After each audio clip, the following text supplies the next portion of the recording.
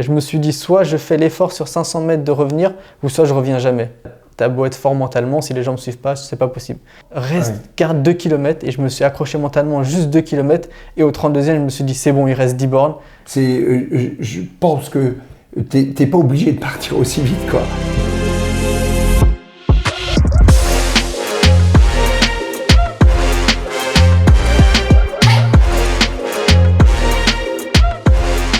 Salut à tous, moi c'est Clément Leduc, je suis athlète de haut niveau sur marathon. J'ai couru 2h12 à Valence cette année et je suis consultant en finance, donc je combine vie pro et vie athlétique à fond. C'est d'optimiser mon mode de vie et les deux aspects, mon double projet. Et donc on va parler aujourd'hui d'affûtage, de marathon, pourquoi Valence, comment on a vécu Valence, comment on a vécu le marathon, l'aspect mental et l'aspect nutritionnel lié au marathon. Et pour ça j'ai invité mon coach Jean-Jacques Mine, avec qui donc on est très complices et on collabore pour être ensemble et avec Salomé les plus performants possibles. Merci Clément, bonjour à toutes, bonjour à tous. Effectivement, je suis entraîneur demi-fond et running à l'Azur Olympique Charenton, qui est un club de la région parisienne. Dans notre groupe d'entraînement, nous avons environ 80 athlètes. Heureusement, je ne suis pas seul pour m'en occuper puisque nous sommes 3. Et sur ces 80 athlètes, 30 se sont rendus à Valence pour disputer le marathon. C'est vrai, on était 30 à Valence, donc il y avait un bon engouement. On a pu aller, on était une quinzaine à Font-Romeu, on a pu se préparer ensemble. Et ça crée une vraie cohésion en préparation marathon. On fait beaucoup de footing et c'est bien d'être en groupe pour les footings, les sorties longues également. Et on a pu faire une partie de l'affûtage ensemble.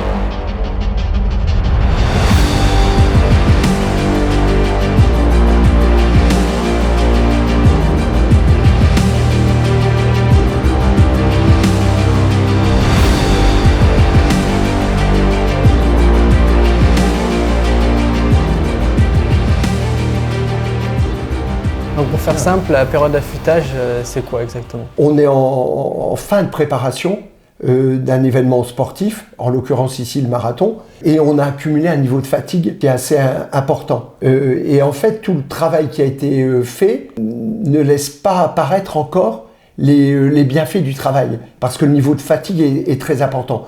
Donc l'affûtage va consister en partie à diminuer ce niveau de fatigue pour faire apparaître toutes les qualités qu'on a pu travailler au cours de la préparation marathon. On sait qu'il y a des athlètes qui ont plus de mal à gérer cette période d'affûtage où on va baisser le niveau d'entraînement. Comment tu gères ça, les différents cas particuliers des athlètes qui ont plus de mal? Oui, alors tu as raison, il y a une dimension mentale aussi dans l'affûtage. Et les ressorts ne vont pas être les mêmes suivant les athlètes. Je te donne quelques exemples. Des athlètes seront très sensibles au fait que même si on diminue le volume, on va pouvoir se concentrer sur un certain nombre d'éléments comme le relâchement, comme la visualisation de l'objectif qui approche. Un peu comme on a une stratégie d'entraînement, est-ce qu'on ne peut pas avoir une stratégie d'affûtage, un calendrier à quelques semaines du marathon avec les différentes priorités qu'on aura pu établir. Pour ma part, j'arrive à bien gérer la période d'affûtage parce que c'était mon 3e marathon. Je sais que c'est important, je sais que je vais arriver en forme à Valence et que ça fait partie du process. Mais Salomé, par exemple, elle a plus de mal sur cette période-là. Elle a peur d'être désentraînée, elle se sent moins bien, moins en forme. Comment tu arrives à la convaincre et comment tu arrives à gérer le cas de ces personnes? Alors, d'abord, la plupart du temps, il suffit de se remémorer un certain nombre de choses qui sont très très récentes dans la préparation. C'est-à-dire, quelles sont les dernières séances qu'on a faites ensemble et qui ont été très satisfaisantes, très encourageantes, qui nous permettent de cerner encore mieux l'objectif sur lequel on s'est mis d'accord. Ensuite, comme on l'a dit, dans cette période dite d'affûtage, il y a encore de l'intensité, c'est-à-dire par exemple des rappels d'allure marathon. Sur ces rappels d'allure marathon, l'athlète va s'apercevoir qu'en fait, il réussit à maintenir ses allures relativement facilement et que la dimension psychologique qui prend peut-être le dessus et qui est de dire oui, mais comment je vais faire pour tenir 42 km à ces allures? Elle n'est pas sa première expérience de compétition. Et si on se remémore bien les différentes compétitions qu'on a réalisées ensemble, des préparations semi-marathon 10 km, eh ben on passe toujours par ces mêmes états. C'est-à-dire de se dire, j'ai fait 1 kilomètre à cette allure-là, ça m'a semblé à la fois facile parce que je l'ai fait très souvent, et ça m'a semblé difficile parce que je me suis demandé comment j'allais faire pour tenir les 10, les 21 ou les 42 km. Et en réalité, les expériences qu'on a faites jusqu'à présent, elles ont montré que non seulement on tient ces allures-là, mais quelquefois on va même au-delà de ces allures-là. Donc c'est important avec l'athlète de se remémorer ça et d'en discuter avec lui, de lui dire, tu te souviens, ton dernier semi-marathon, ton dernier 10 km, etc. Oui, tu as raison. En fait, tu utilises les courses passées, les préparations passées pour lui dire, voilà, ça a marché comme ça et ça marchera ce coup-ci. Voilà, alors il y a le passé et il y a aussi l'avenir proche. C'est-à-dire, dans ce cas-là, quelle stratégie tu peux utiliser pour essayer de le rendre focus sur ce qui va se passer. Par exemple, je te l'ai dit un instant, sur la notion de relâchement pendant les footings. Ok, on va plus faire forcément 20 bornes en footing, on va en faire peut-être que 12 ou 14, par exemple, en diminuant le volume.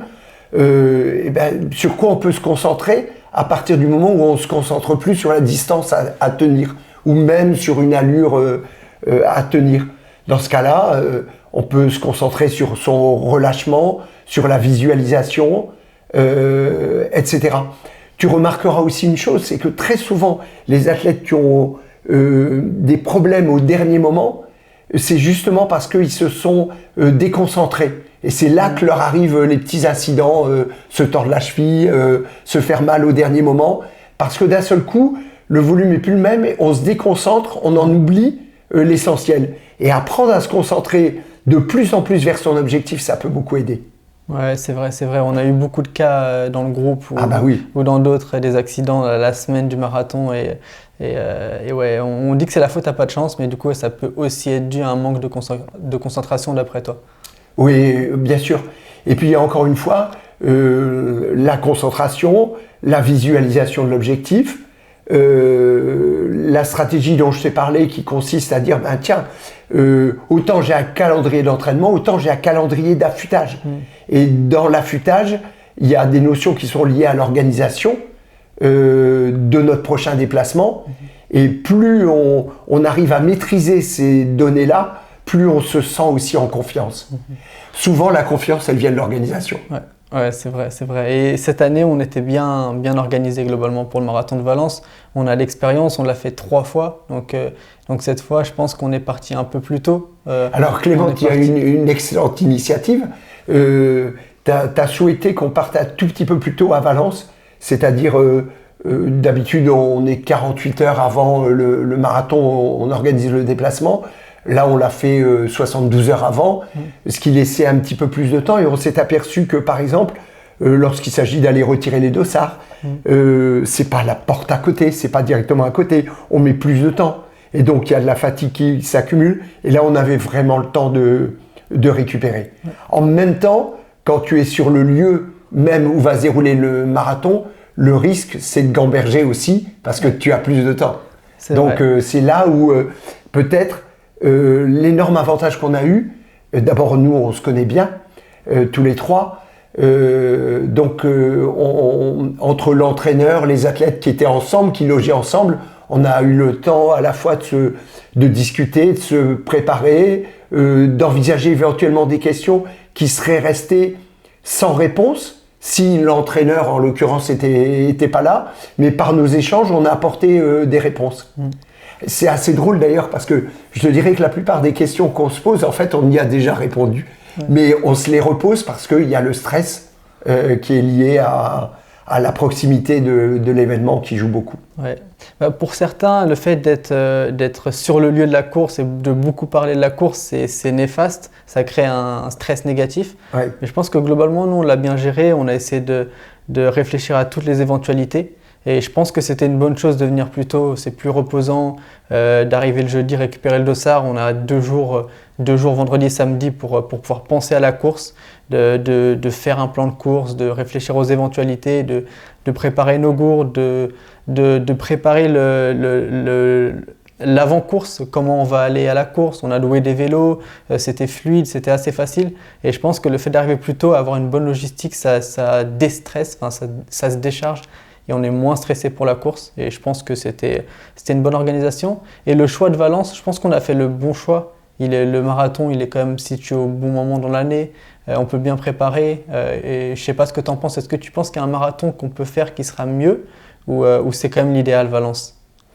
Il ne s'agit pas de mettre les marathons en concurrence, là en l'occurrence, mais Valence est très bien situé dans le calendrier. Il intervient début du mois de décembre, ce qui veut dire que si tu as la chance de pouvoir commencer ta préparation comme nous on l'a fait pendant l'été, à l'issue de la saison de piste, après une période de récupération, au mois d'août on est parti à Font-Romeu où on a commencé la préparation un peu en douceur dans un cadre très bénéfique pour se préparer et à une période aussi où finalement les conditions météo sont très favorables. Même lorsqu'on rentre à Paris au mois de septembre, au mois d'octobre, on a encore des conditions d'entraînement qui sont très favorables. Et au-delà du mois d'octobre, vous êtes reparti, on est reparti tout simplement à Font-Romeu. Donc on a commencé la préparation à Font-Romeu et on l'a terminé à Font-Romeu. Ouais, c'est exactement ça. C'est pour ça que c'est l'idéal d'avoir un marathon en décembre. Il y en a d'autres qui sont très bien en termes de parcours, de densité, mais qui sont un peu moins bien situés. Pour nous, c'était moins l'idéal si on ne veut pas sacrifier la piste. Mais donc, Valence, c'est un bon choix globalement. Quand on parlait d'organisation, Clément, il y a aussi une notion qui est importante, tu es bien placé pour en parler, c'est la dimension qui est liée à l'occupation professionnelle.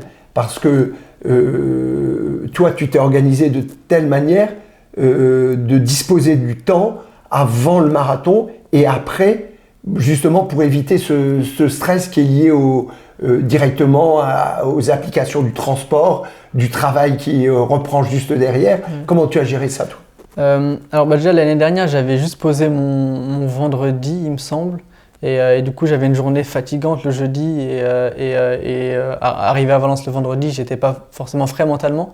Et aujourd'hui, cette année, j'ai posé mon jeudi, mon vendredi et j'ai pu arriver à Valence plus reposé. J'ai posé également mon lundi et ce qui veut dire qu'on peut être un peu plus focus sur la course. Et c'est ce que je conseille aux 60 000 personnes qui préparent le marathon de Paris.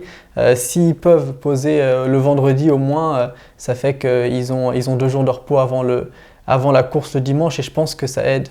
Arriver frais mentalement, ne pas avoir la fatigue du boulot, c'est un gros plus. Aussi bien pendant la préparation que juste la semaine d'avant. Ouais. Je pense que pendant l'affûtage, c'est pas très grave, on peut se focus sur le boulot les 2 semaines d'avant, mais la semaine de la course, en fin de semaine, relâcher un peu pour la course, c'est un plus. Et donc cette année, le marathon, c'était vraiment une belle édition, vraiment beaucoup de records nationaux, beaucoup de performances pour les athlètes de tout niveau. Mais c'était une année particulière parce que ça a failli être annulé. C'était un moment extrêmement émouvant avant le départ quand on a entendu l'hymne de Valence. Et franchement, ça faisait chaud au cœur. Le fait d'être sur la ligne de départ et de penser aux victimes, tout ce qui s'est passé avant, et nous, prêts à vivre une émotion forte, la musique, ça faisait chaud au cœur. Qu'est-ce que tu as ressenti sur la ligne de départ, toi, de ton côté? Ce qui m'a frappé chez les gens, c'est l'accueil qu'ils nous ont réservé. On se posait tous des questions de savoir si finalement le marathon étant maintenu, comment ça se déroulerait réellement. Alors tu l'as dit, il y a eu un grand moment d'émotion au moment du départ, mais avant le marathon, on sentait partout où on est allé que les gens attendaient ce moment-là comme un renouveau, comme quelque chose qui donnait un nouveau départ. C'est vrai. En fait, c'est un peu l'événement de la ville, le marathon de Valence. Ça génère 31 millions d'euros chaque année et c'est assez important pour la ville. Et les habitants sont globalement heureux. La plupart courent le marathon, une bonne partie court le marathon. Et là, ils sont quand même heureux qu'on vienne. Et on aurait pu penser que cette année, vu le drame qui s'est passé, ils voulaient pas forcément d'étrangers qui viennent. Et comme tu dis, en fait, on était attendus. Et ça leur a fait quand même un bien fou pour la plupart des gens qu'on a croisés. Oui, tout à fait. On s'est tous posé cette question-là, mais en tout cas, la réponse, on l'a eue immédiatement. Dès qu'on est arrivé et qu'on a été en contact avec les gens, on a senti immédiatement qu'on était attendu, souhaité, et que c'était une forme de nouveau départ pour la ville.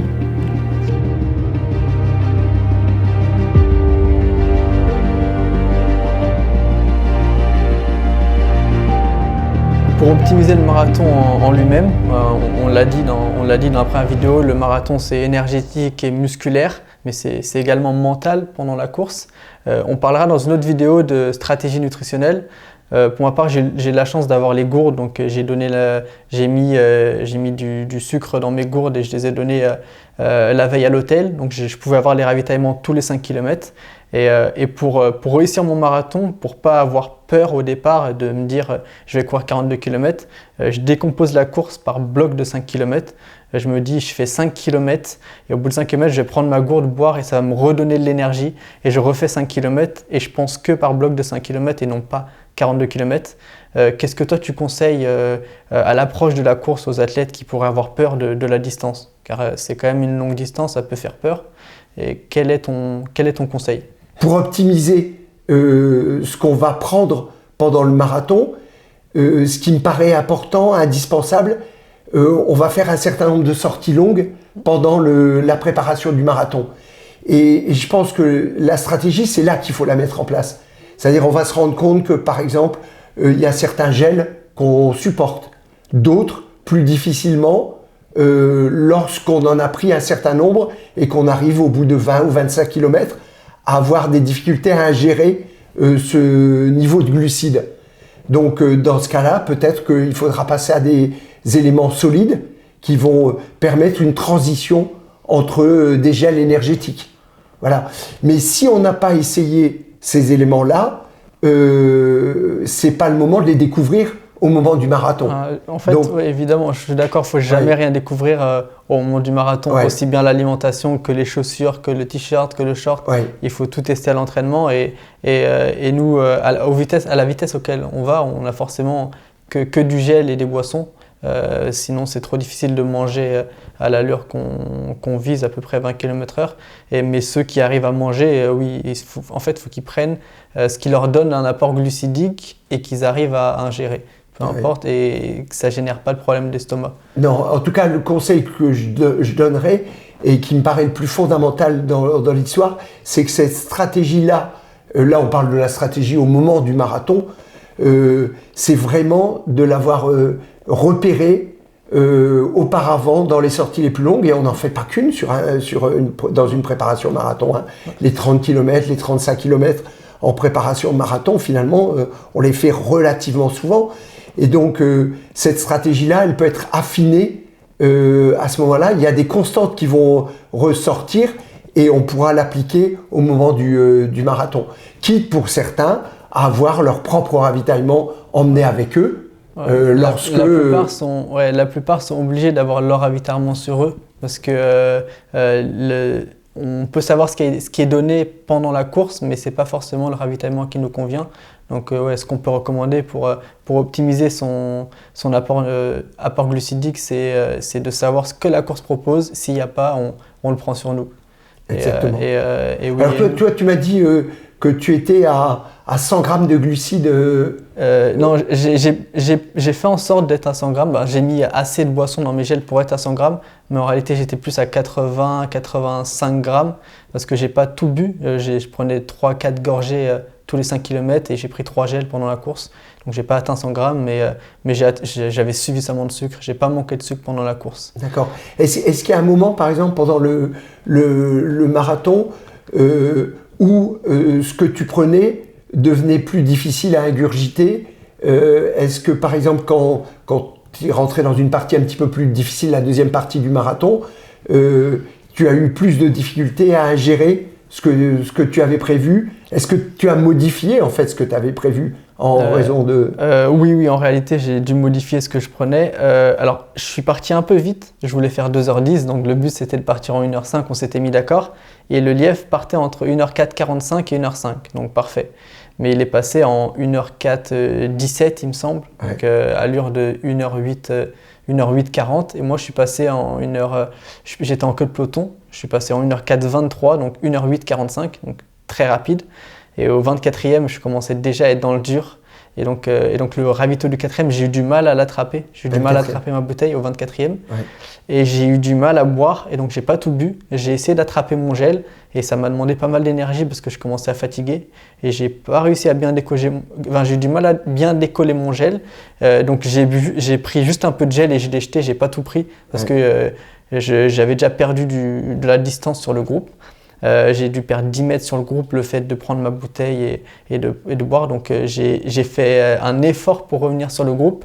Et je me suis dit, soit je fais l'effort sur 500 mètres de revenir, ou soit je reviens jamais, je décroche. Et donc j'ai fait l'effort de revenir, j'ai puisé, j'ai dépensé pas mal d'énergie à ce moment-là. Et 1 kilomètre plus loin, le lièvre s'écarte, il a fait son boulot, 25 km. Et les meilleurs du groupe, donc, qui partaient plutôt sur 2,7-2,8, ont accéléré. Et moi, j'étais incapable d'accélérer, donc j'ai décroché le groupe. Et je me suis retrouvé tout seul les 17 derniers kilomètres. Donc ça a été vraiment difficile. Et là, avec la fatigue, beaucoup plus difficile d'attraper les ravitaux. Donc j'ai moins bu, moins mangé. Mais pour autant, j'ai pas manqué d'énergie sur la fin. Ouais. C'était une fin de course très difficile parce que je suis passé de 3,03 au kilomètre à 3,15, à un moment 3,20, et puis je suis revenu à 3,13 sur la fin. Mais donc j'étais plus focalisé sur le rythme que le fait de prendre des ravitaux. Et j'avais fait mon stock un peu avant, jusqu'au 25e, donc j'ai pas manqué sur la fin. Mais j'ai dû changer ma stratégie et je me suis dit, en fait, la chance qu'on a avec Valence, c'est que ça descend les 7 derniers kilomètres. Ça monte jusqu'au 33 et du 35 au 42, ça descend. Donc je me suis dit, accroche-toi jusqu'au 35 et après c'est fini, après ça descend, ce sera trop facile. Et c'est vraiment ce que j'ai fait, je me suis accroché jusqu'au 35. Au 35, j'ai relancé un peu et j'ai limité les dégâts, on va dire. Ouais. Mais ça arrive forcément, ça peut arriver à tous les athlètes, soit d'être un peu trop ambitieux, soit de partir trop vite en ayant mal calculé. Qu'est-ce que tu conseilles aux athlètes quand ça commence à être difficile pour garder le cap, malgré la distance qui reste? Ouais. Alors, il y a plusieurs choses. La première, je te dirais, ça c'est entre nous, hein, je pense que tu n'es pas obligé de partir aussi vite, quoi, en règle générale. Et je pense qu'il faut faire très attention à ça, sur la gestion des allures du marathon. C'est-à-dire que une des clés, à mon avis, pour réussir, c'est de savoir estimer réellement où on en est par rapport à ça. Dans le cas que tu décris, toi, finalement, tu n'avais pas trop le choix parce que si tu voulais bénéficier d'un lièvre, tu avais celui de 2h10, mais derrière, c'était trop lent parce que c'était pratiquement au niveau où tu avais couru l'année d'avant. Et donc, dans ta progression, ça n'aurait pas eu beaucoup de sens. Donc, je pense que tu as eu raison de partir sur cette base-là. Après, ce qui était plus difficile dans ton cas, c'est que le lièvre, finalement, il a couru plus vite que ce qu'on souhaitait. Donc là, la question, elle se posait. Est-ce qu'il n'y avait pas dans les athlètes qui ont décroché un tout petit peu avant, c'est-à-dire qui n'ont pas suivi ce rythme-là parce qu'il était très risqué, moyen de constituer éventuellement un mini-groupe pour tenir une allure qui était finalement plus proche de ce que vous étiez en capacité de tenir? Alors, ceci étant dit, d'ailleurs... Je pense que l'aspect mental est vraiment important sur la course. Et le fait de se dire, je reste avec le groupe, je joue les avant-postes de mon groupe, ça donne plus d'énergie et c'est plus facile à s'accrocher que si tu dis, bon, je ralentis pour assurer un chrono. Et si tu décroches et que tu te rends compte que les autres athlètes avec qui t'es, ils décrochent également, c'est fini, tu ne reviendras pas tout seul. Donc j'ai quand même préféré partir un un peu trop vite avec le lièvre, mais jouer la course et m'accrocher jusqu'à ce que je ne puisse plus tenir, que assurer un chrono pour exploser. Oui.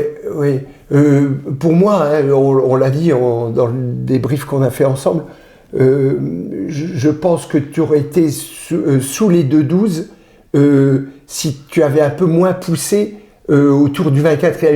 Il se trouve que j'étais là. Donc je l'ai vu, moi. J'ai vu ce moment où pendant le ravito, il se passe quelque chose et où le groupe est parti devant. Et je te vois légèrement décroché, mais déjà dans le dur, en disant il faut absolument que je raccroche le groupe. Donc ça, c'est le premier point. Donc je pense que là, il y a une dépense énergétique qui a été vraiment très très forte autour de ce 24e kilomètre, qui a sans doute compté ensuite dans la gestion de la deuxième partie du marathon. Mais je suis d'accord avec toi, c'est très difficile d'appréhender ce qu'il faut réellement faire dans cette situation-là. Est-ce qu'il fallait absolument s'accrocher? Est-ce qu'il ne fallait pas profiter d'un ou deux athlètes qui étaient juste derrière et qui, eux, avaient levé le pied parce qu'ils sentaient qu'à cette allure-là, ils allaient se casser la figure. Et d'ailleurs, on les a vus revenir après et faire 2,11 et des poussières. Ce que tu aurais fait, toi, je pense sincèrement. Mais voilà, c'était une stratégie. Alors après, il y a une autre dimension dans ce que tu as dit.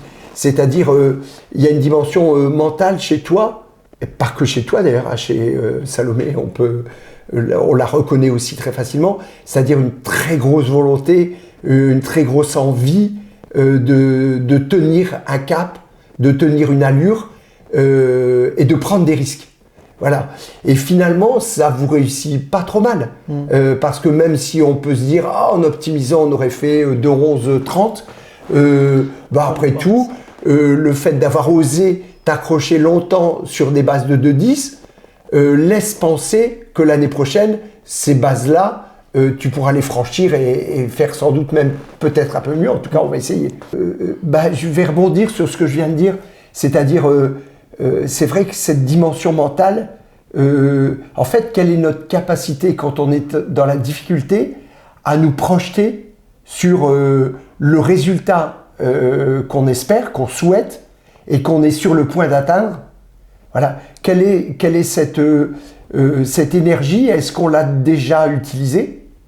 Est-ce qu'on l'a déjà connue sur des courses précédentes? Je pense que c'est ton cas.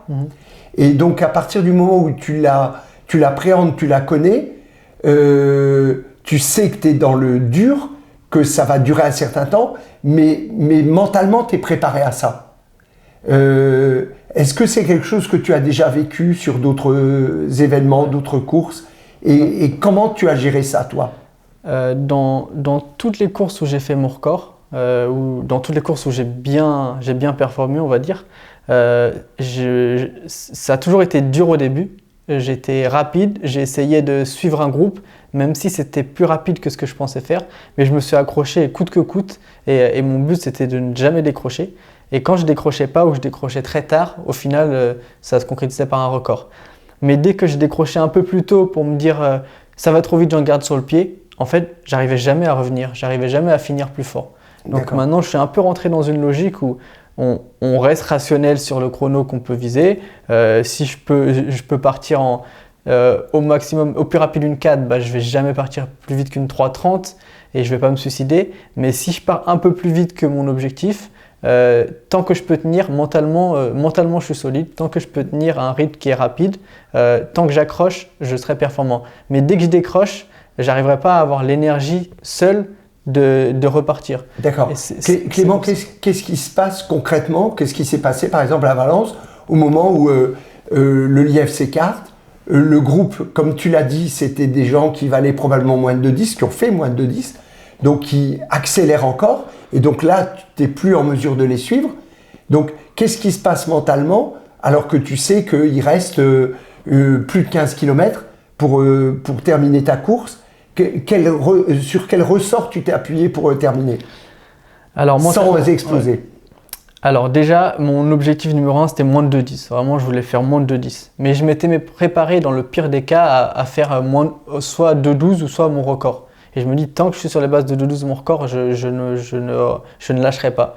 Et donc le groupe part beaucoup plus vite. Donc le premier de mon groupe, à partir du 25e accélère, il finit en 1h07,50, donc il a bien accéléré. Et mes jambes ne sont juste pas capables de suivre. Donc là, t'as beau être fort mentalement, si les jambes ne suivent pas, c'est pas possible. Et donc j'ai gardé un rythme que je pouvais suivre pour me dire, j'économise un peu d'énergie, mais je m'accroche sur un bon rythme pour jusqu'au 35e, parce qu'au 35e, ça va descendre et je pourrais relancer. Et c'est ça que je me suis dit. Au 25e, je me suis dit, la limite c'est 35e, mais va déjà jusqu'au 30e. Tu gardes le rythme jusqu'au 30e et c'est ce que j'ai fait. Au 30e, je me suis dit 2 km, il restera que 10 bornes. Garde 2 km et je me suis accroché mentalement juste 2 km. Et au 32e, je me suis dit c'est bon, il reste 10 bornes. Je vais jusqu'au 35e et ça descend. C'est que 10 bornes. Et je me suis accroché 3 km de plus en gardant un rythme inférieur à 3,20. Et au 35e, je me suis dit la course est finie, ça descend et la course est finie. Et j'ai relancé à ce moment-là. 3,12, 3,13, je relance.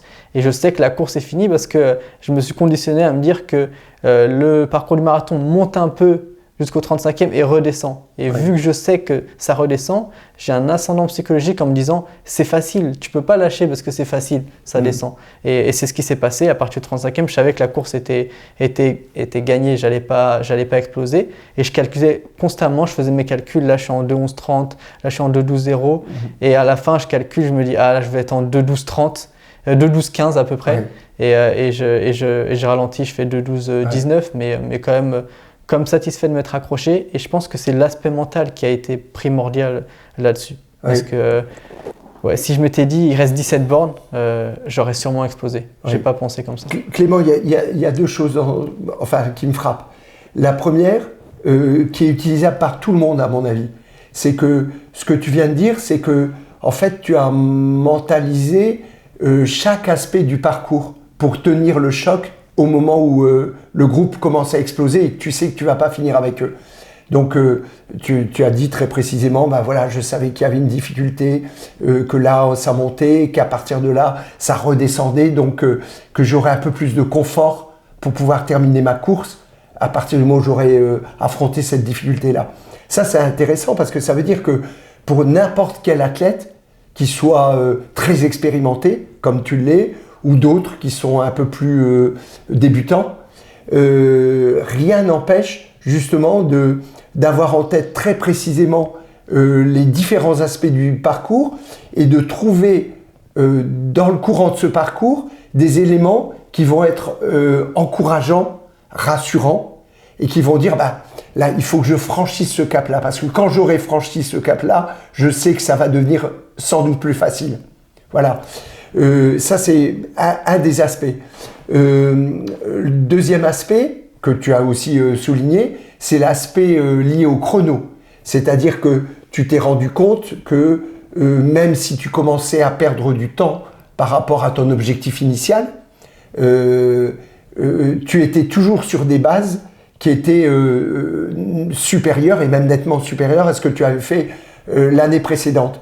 Donc, on peut se dire aussi que pour l'athlète qui est dans cette phase-là, dans cette organisation-là, à partir du moment où il n'explose pas, il doit prendre en compte le fait qu'il va gérer cette partie-là sur un ensemble, donc avec des points de repère, mais sur un ensemble, cette deuxième partie où il va pouvoir se dire, au final, j'ai perdu quelques secondes, mais je suis toujours sur les bases de ce que je recherche, etc. Alors maintenant, il n'y a pas que cette manière-là d'envisager une stratégie de course. On peut l'envisager par exemple sur la base d'un negative split, c'est-à-dire d'une première partie, je ne parle pas de toi là, je parle en règle générale, qui soit un petit peu moins rapide, et une deuxième partie un peu plus rapide. Il y a aussi des avantages dans ce contexte-là. Le contexte... Je suis d'accord avec toi, ça a des avantages, mais c'est un peu plus difficile parce que beaucoup plus d'athlètes partent plus vite qu'ils finissent. Donc si tu veux faire un negative split, il faut que tu sois accompagné d'athlètes qui font la même chose que toi. Et c'est l'idéal, mais c'est difficile à trouver. En fait, je pense que tu m'as interrompu au mauvais moment, parce que je pense que j'allais répondre en partie à ça, indirectement. Donc, pour en revenir, il n'y a pas qu'une stratégie de course, bien évidemment. Il y a la tienne, qui est liée à ta personnalité, à tes qualités, physiques et psychologiques qui sont ta force, qui font ta force. Mais il y a aussi d'autres stratégies. Par exemple, quand on prend celle du negative split qui consiste à dire que la première partie du marathon, elle va être gérée relativement prudemment pour, dans une seconde partie, gérer plus facilement cette deuxième partie en ayant de la réserve suffisante pour être en capacité d'accélérer. Il y a d'autres dimensions. Par exemple, le fait que tu auras un certain nombre de coureurs qui seront partis très très vite sur leur marathon et qui vont en fait exploser les uns après les autres dans la deuxième partie du marathon. Et quand tu es dans cette stratégie du negative split et que tu commences à remonter des athlètes au-delà du 25e, 30e kilomètre, déjà tu te dis que tu es dans la bonne stratégie, toi, que tu t'es pas trompé sur tes allures. Et deuxièmement, le fait de remonter beaucoup de monde, tu es aussi dans une dimension psychologique qui laisse penser que finalement tu es en capacité de terminer plus fort. Donc gérer cette prudence-là, ça peut avoir de l'importance pour certains athlètes et leur faciliter la tâche dans la gestion du marathon. Tu m'as demandé comment j'avais vécu la course, comment toi tu l'as vécu en tant que coach de l'extérieur? Oui, alors de l'extérieur et de l'intérieur en fait, parce que en fait j'étais placé à différents endroits stratégiques du parcours. Et d'ailleurs, je vous remercie parce que vous me donnez un rôle clé avec les ravitaillements. C'est important parce que déjà, je vous vois passer à différents moments du marathon et je vois dans quel état physique vous êtes et même psychologique. La manière dont vous me repérez sur le parcours, dont vous prenez vos ravitaux, déjà, on sait dans quel état vous êtes. Et là, quand je sais que tu vois, je suis au bord de la route, je vous donne vos ravitaux. Et puis après le 24e, c'est terminé pour moi. Je vais vers la ligne d'arrivée, je suis à côté de la ligne d'arrivée, et au fur et à mesure, je vous suis sur le tracker, et au fur et à mesure qu'on se rapproche de l'arrivée, je sais que vous êtes en train de réussir. Et en vous voyant réussir, waouh! C'est comme si je le courais, tu vois. Ouais, et je t'assure, c'est comme si je courais le marathon et j'ai qu'une envie, c'est de vous voir arriver, et pardonnez-moi l'expression, mais de vous prendre dans les bras et de dire « Waouh, on a réussi !» quoi. Ouais, tu vois, c'est un truc de partage, c'est très fort. Ouais, mais c'est vrai. Il y a une chose qui est importante, c'est que au-delà de vos réussites personnelles, c'est-à-dire celle de Salomé, celle de Clément, il y a la réussite de tout un groupe. On a vu que sur la petite trentaine d'athlètes qui nous ont rejoints pour faire ce marathon, on a 23 records, je crois, sur l'ensemble. Donc on voit aussi l'importance à la fois de la préparation dans le cadre d'un groupe d'entraînement, ce que ça peut donner à partir du moment où il y a des interactions en termes de motivation, en termes d'expérience partagée. Tous ces éléments-là ont beaucoup joué dans l'appréhension de la performance et l'appréhension de la performance pour l'ensemble du groupe. Et je dirais simplement que les athlètes qui ont la chance de se préparer dans un groupe d'entraînement ont aussi la possibilité de partager à la fois leurs expériences, leurs ressentis, mais aussi leurs ambitions, tout simplement. Non, et Clément, tu as ton troisième marathon. Le premier, donc évidemment, c'était une découverte. Enfin, une découverte en 2019, c'est déjà très bien. Mais à chaque fois, il y a une progression. Et je voudrais savoir comment tu appréhendes ça.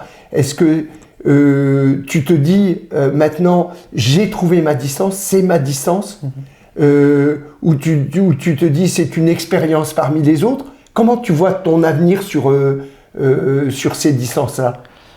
Alors je pense que le marathon c'est ma distance. Depuis que je suis jeune, je fais les distances les plus longues. Donc en junior le 10 000 mètres, en espoir 10 000 et semi-marathon.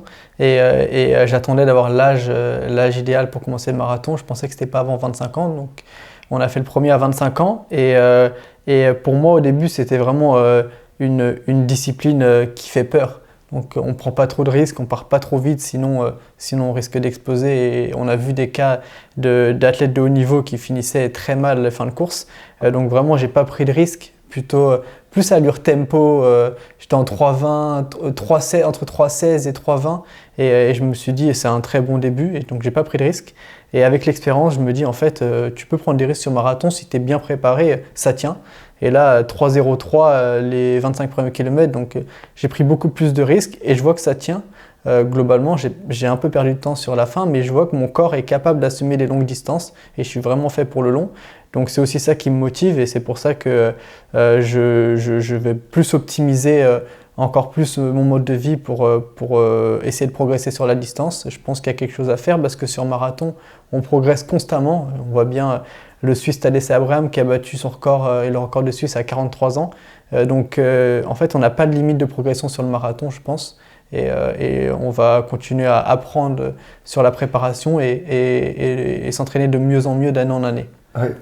Et Clem, une autre question que je voulais te poser, c'est et toi, comment t'expliques ta progression au cours de ces années? Qu'est-ce qui a changé dans alors tu l'as dit dans ta perception, tu t'es dit la première fois je découvre etc. Et ensuite je me connais de mieux en mieux, je vois que je peux aller de plus en plus loin, etc. Mais qu'est-ce qui évolue dans tes préparations, dans ta manière de préparer le marathon et qui te dit que tu vas aller encore plus loin, concrètement? Alors c'est surtout que je maîtrise mieux les à côté de l'entraînement, je dirais. Je dors mieux, je mange mieux, j'étais chaque année de plus en plus affûté. La première année, j'étais pas très affûté, je commençais un boulot en région parisienne et j'avais du mal à bien m'entraîner et à bien dormir. Et la deuxième année, c'était mieux. La troisième année, encore meilleure. Et on est parti à fond roumain la deuxième et troisième année. On maîtrise mieux l'altitude, donc on s'entraîne mieux en altitude et on progresse plus. Et je pense que là, c'est la professionnalisation. En fait, c'est d'être de plus en plus sérieux et que le corps est de plus en plus apte à assimiler les kilomètres et la préparation au marathon. Et en fait, tu mets l'accent sur finalement tout l'environnement qu'il y a autour de l'entraînement, que ce soit l'altitude, que ce soit la nutrition, que ce soit l'aspect mental, que ce soit l'aspect hygiène de vie que tu as souligné. On pourrait aussi parler de l'évolution du matériel au fur et à mesure, c'est-à-dire le fait que tu connaisses aussi beaucoup mieux le matériel que tu utilises et notamment les datas que tu utilises pour appréhender ton niveau de condition dans lequel tu peux effectuer tes entraînements. Ça a pris de l'importance au fur et à mesure du temps. C'est vrai, ça a pris beaucoup d'importance, mais en fait, c'est une accumulation de gains marginaux. Et je pense que le premier gain, c'est le sommeil et l'alimentation. Ça, c'est vraiment pas un gain marginal, c'est vraiment indispensable. Et ensuite, quand on maîtrise ça plutôt bien, on peut augmenter la charge d'entraînement parce qu'on récupère mieux et donc progresser. Mais pour bien suivre l'évolution de la charge d'entraînement, on a des données, les montres qui sont fiables, les capteurs cardio, pour bien suivre est-ce qu'on est dans un état de fatigue ou est-ce qu'on est encore apte à augmenter le volume. Et les chaussures également, les chaussures à plaque carbone aident à la récupération. Après une sortie longue de 35 km, j'ai pas mal aux jambes tant que ça avec les plaques carbone. Alors qu'avant, avec les chaussures qui avaient les générations d'avant, ça te laisse des traces et du coup, tu peux moins enchaîner. Donc, toute la technologie fait qu'on peut s'entraîner plus, s'entraîner mieux et récupérer mieux. Ouais.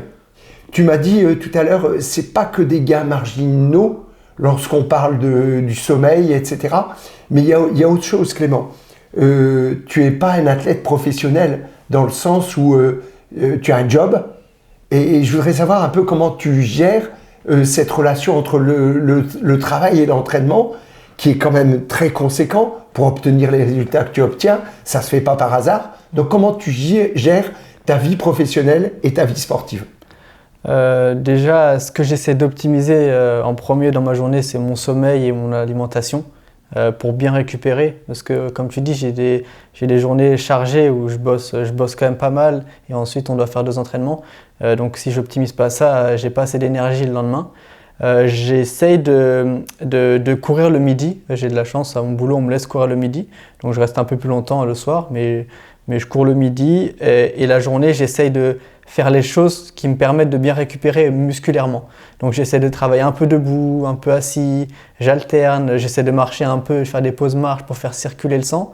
Je mets des chaussettes de contention presque toute la journée et ça me permet de bien récupérer. Et même si j'ai quand même pas mal de charges de travail, mais même si j'ai quand même pas mal de charges de travail, j'essaie surtout de ne pas sacrifier mon sommeil. Oui. Clément, je pense à autre chose aussi, c'est que à un moment donné, dans ta préparation, à 2 reprises, nous sommes partis à Font-Romeu, un mois au mois d'août et 3 semaines en automne, après les 20 km de Paris. Comment tu as fait pour aménager ça dans ton emploi du temps? Tu as pris sur tes vacances et en dehors des vacances, comment tu as fait? Alors l'année dernière à Font-Romeu, j'étais en full télétravail sur les 4 semaines de stage, mais cette année j'ai pris moitié télétravail et moitié vacances. Et le télétravail me convient bien en fait. J'arrive à être très productif en télétravail.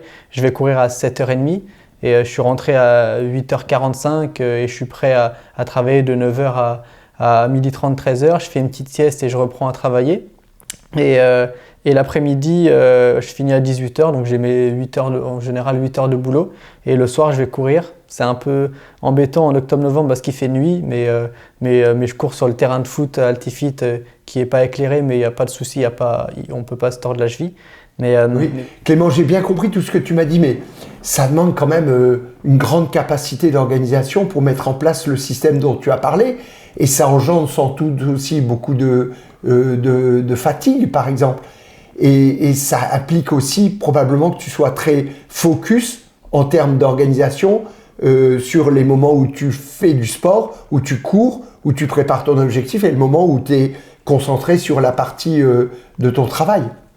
Oui, c'est assez exigeant et ça demande beaucoup d'organisation, mais c'est quelque chose que j'ai construit au fil du temps. J'ai appris à m'organiser et j'apprends constamment en réalité. Et maintenant, je suis beaucoup mieux structuré que les 2 années auparavant et c'est pour ça que ça paye également sur marathon. Mais oui, je m'oblige à être performant dans mon travail. Je suis consultant, donc il faut quand même que je sois bon, sinon j'ai plus de mission. Et il faut que je sois bon dans mon sport, donc ça m'oblige à vraiment, quand je travaille, je pense au travail, je pense pas au sport. Et que je suis en sport, je pense au sport. Et ça, je l'ai travaillé en préparation mentale et ça m'a aidé. Et maintenant, je le maîtrise bien, j'arrive à être concentré dans une chose à la fois. Mais en fait, la difficulté, c'est vraiment de gérer le temps pour faire du bi-quotidien, s'entraîner 2 fois, plus travailler, faire mes heures de travail. Mais sinon, le fait que le quotidien, les journées soient très difficiles, demande beaucoup d'énergie. Paradoxalement, je dors super bien et je récupère très bien en fait. J'ai un sommeil de bonne qualité qui peut être de moins bonne qualité quand je suis en vacances en réalité parce que je suis moins fatigué de la journée, donc je dors moins bien. Et là, dans la préparation à Font-Romeu, 2 semaines de télétravail, c'était quand même assez dur. Tout s'est bien passé en réalité, mais c'était quand même assez dur de monter à 200 bornes. J'ai fait 195, mais j'étais assez fatigué. Et les 2 dernières semaines, donc j'ai pris des vacances. Et là, je suis monté à 215 km, c'était facile. J'étais déchargé mentalement et j'ai pu faire des siestes et bien récupérer. Donc c'est vrai qu'entre travailler à temps plein et en même temps que entre travailler à temps plein et s'entraîner et être en vacances et s'entraîner, ça fait vraiment toute la différence. Mais on adapte bien aussi l'entraînement. On essaye de s'entraîner à la limite de ce qu'on peut récupérer et on le gère bien maintenant. Et je pense que c'est vraiment une question de volonté. Je veux être bon dans mon travail, je veux performer sur marathon et je suis récompensé cette année. Donc vraiment, c'est un plaisir de le faire, même si c'est un quotidien difficile, c'est un plaisir et je vais continuer comme ça parce que j'aime ce que je fais et je pense qu'il y en a qui ont des quotidiens plus difficiles encore. Donc faut pas se plaindre et il faut faire au mieux. Il y a des jours où on est fatigué, on n'est pas performant et d'autres jours où on est bien et donc faut faire au mieux et dans la continuité, on sera récompensé. Et je pense qu'on est sur la bonne voie. Pour conclure sur le marathon, c'est vraiment une discipline exigeante et ça demande beaucoup de préparation. On a eu 16 semaines de préparation, mais il faut prendre en compte que c'est aussi beaucoup de bonheur. On passe des bons moments, on prend soin de notre santé en réalité, on est en meilleure santé, on fait attention à mieux dormir, mieux manger, donc c'est un équilibre global et c'est vraiment une bonne expérience à vivre. C'est pas juste des sacrifices, même si ça demande beaucoup de sacrifices. Et on est toujours, quand on finit le marathon, on se dit mais pourquoi j'ai fait ça? C'était horrible, je ne veux plus jamais courir. Et 10 minutes après, on se dit allez, je suis prêt pour l'année prochaine. Et on a déjà envie de le refaire. On espère, en tout cas, aussi bien Salomé que moi, c'est une distance qui nous plaît et qui nous convient amplement. Donc on est heureux de cette édition, comme l'année dernière, heureux cette année à nouveau. Et on espère que la prochaine édition va se passer aussi bien. En tout cas, on va se préparer pour. On va essayer de progresser sur le 5 km, 10 km et semi. Et on se donne rendez-vous pour un prochain marathon l'année prochaine. Peut-être Valence, peut-être un autre. Oui. Merci beaucoup d'avoir suivi la vidéo. C'était Clément Leduc. J'espère que les conseils vous seront utiles, que vous allez pouvoir avoir assez d'informations pour optimiser à votre tour vos performances et sur le marathon et dans la vie pro. Et ensemble, on va optimiser notre potentiel. Je vous remercie. Abonnez-vous à la page si vous avez aimé. Mettez un like, commentez si vous avez un retour d'expérience à nous faire.